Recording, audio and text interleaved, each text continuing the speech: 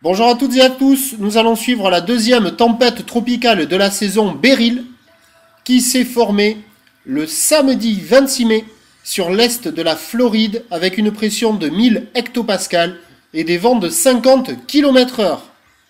Les jours suivants, Beryl va se rapprocher des côtes américaines et va toucher l'état de Caroline du Sud le lundi 28 mai avec des vents de 40 km/h provoquant des dégâts légers sur les terres.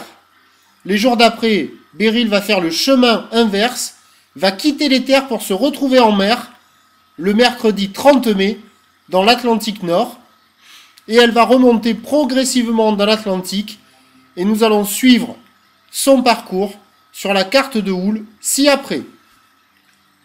On retrouve donc Beryl le mercredi 30 mai sur le nord-est de la Floride à 1000 hectopascales avec 3 à 4 mètres de houle de sud. On va suivre la trajectoire de Beryl qui va remonter dans l'Atlantique et qui va se réactiver pour générer deux poussées de houle longues distinctes.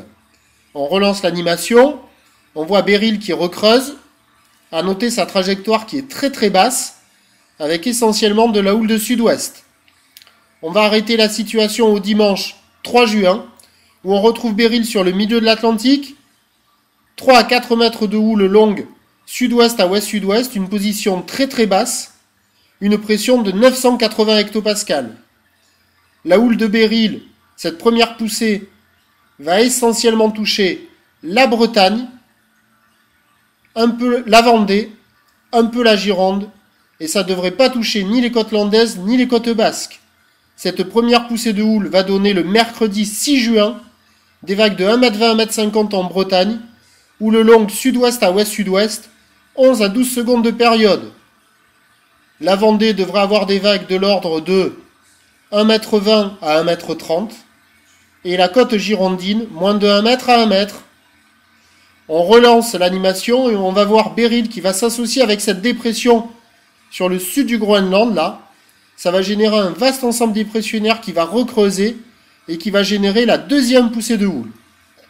Beryl s'associe et on va arrêter la situation au mardi 5 juin et on retrouve Beryl avec une position un peu plus haute, une pression de 975 hectopascales et 6 à 7 mètres de houle longue ouest à ouest-sud-ouest. Cette houle va arroser toute la façade atlantique. Elle va arriver le jeudi 7 en soirée, vendredi 8 dans la matinée. On attend des vagues sur toute la zone, toute la façade ouest, de l'ordre de 2 mètres, une houle longue ouest à ouest-sud-ouest, avec 12 à 13 secondes de période. On va relancer l'animation pour voir la rentrée de la première poussée de houle de Beryl. On va arrêter la situation au mercredi 6 juin à 18h.